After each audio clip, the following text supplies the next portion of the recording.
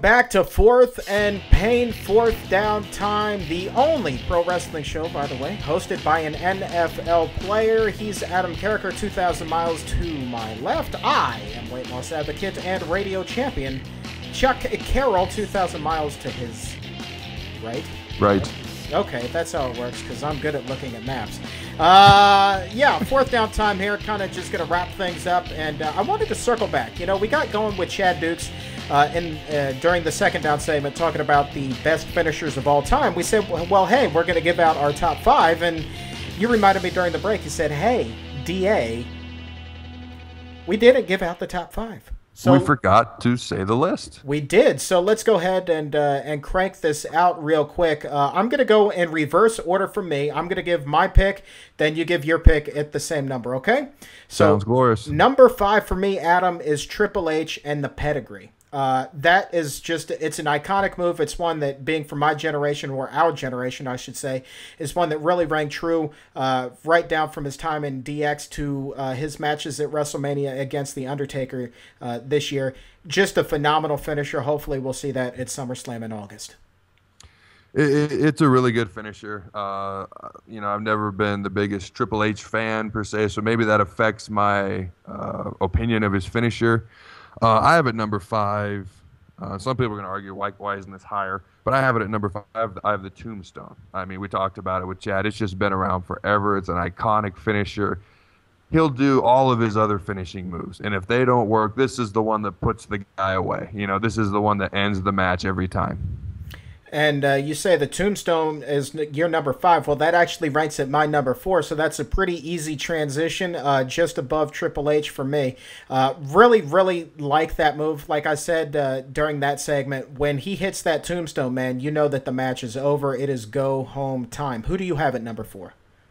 This is funny because Chad actually talked about how much he didn't like this move. But it's not just – I like two-part moves. I like Goldberg Spear, Jackhammer together. I like the rock bottom and the people's elbow.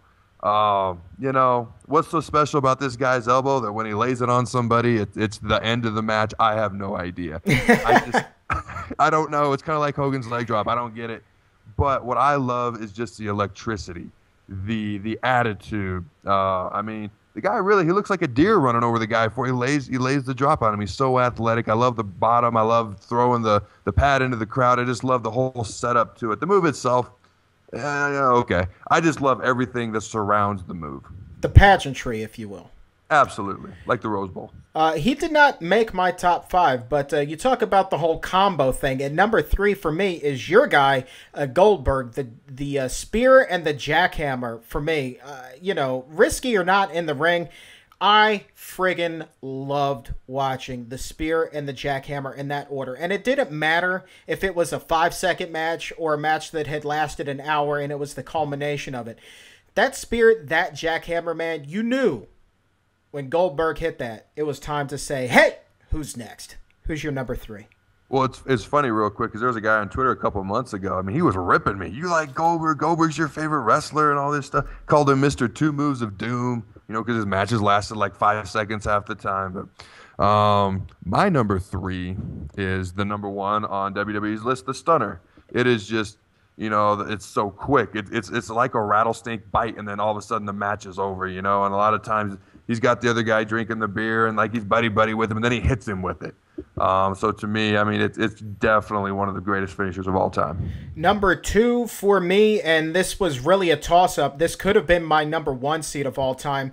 Sweet Chin Music from HBK. I absolutely love this move. And one of my favorite live wrestling memories was at WrestleMania 24 when he hit Sweet Chin Music to send Ric Flair into retirement.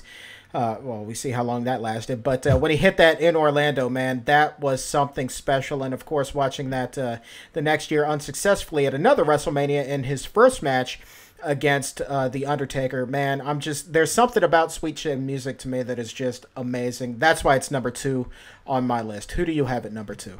Well, I have a question about Sweet Chin Music. This is something I've always wondered. So I know the guy's groggy and he's getting up and he's not really aware of what's going on, you know, before he gets the Sweet Chin Music. But wouldn't you hear the stomping of the ring in the corner? I mean, it's pretty loud. He's He's tuning up the band. Wouldn't you hear that and know it's coming? That's, you know. You would, but that's what makes it so great. You know it's coming, and that kick is so damn strong, there's nothing you can do about it. Okay, all right. Number two. Because my number magic. two. My number two we talked about with Chad, and I literally just saw this thing like 45 minutes ago, and I originally put it at number one. But how can I put a move I just saw at number one? I just, you know, it might be the best finishing move of all time. But the Petey Williams Canadian Destroyer, you gotta get on YouTube. You gotta Google this thing. And then he actually did one in a match where it was a running Canadian Destroyer, which was actually even, I don't know, more impressive if that's possible. But to me, yeah, I mean, it's maybe the most exciting single move I've ever seen. You know, and we'll definitely put up a link to those videos on fourthandpain.com and on Duke's Wrestling website as well. Just a phenomenal move, but it was not on my top 5 because it just, you hadn't heard about it until today. A lot of people hadn't heard about it still. And so, therefore, it's not on that list. Had he been a bigger star, perhaps, if this was done in WWE, then it may have hit my top 5. But for me, the number 1 seed is one that you've already touched on, and that was the stunner from Stone Cold Steve Austin. I really, truly believe WWE absolutely hit the nail on the head with their pick, making this the number 1. It's their number 1 seed. It's my number 1 seed. Because, man, when he hit that boot to the stomach and then that stunner, I mean, for me, that was just pure wrestling magic, man. That was absolutely wrestling magic. And you talk about the feeling, the emotion that's evoked. It's more than a move, man. It's the feeling. It's the electricity that it gave off in the crowd. It's the feedback that he got. You know, it's like, F you, I'm hitting you with the beer hose. Oh, by the way, I'm also going to stun your ass. That's Stone Cold Steve Austin. Love me some stunner. With that said, drum roll, please. Who's your number 1? It's hard to argue with your number 1, man. I can't argue with that at all. My number 1, my favorite I've talked about is the Goldberg Spear and Jackhammer. I love guys that are just powerful. I love guys with just raw strength. And the thing that Goldberg also had was he was explosive. And as a football player, you want to be explosive. And he played at the University of Georgia, played for the Falcons as a defensive lineman. So maybe that's a little connection that I like there. But just his explosiveness, his power. When he speared the guy, it was like the guy went back 5 feet. I don't know how he didn't have internal bleeding and have to go to the ER room afterwards.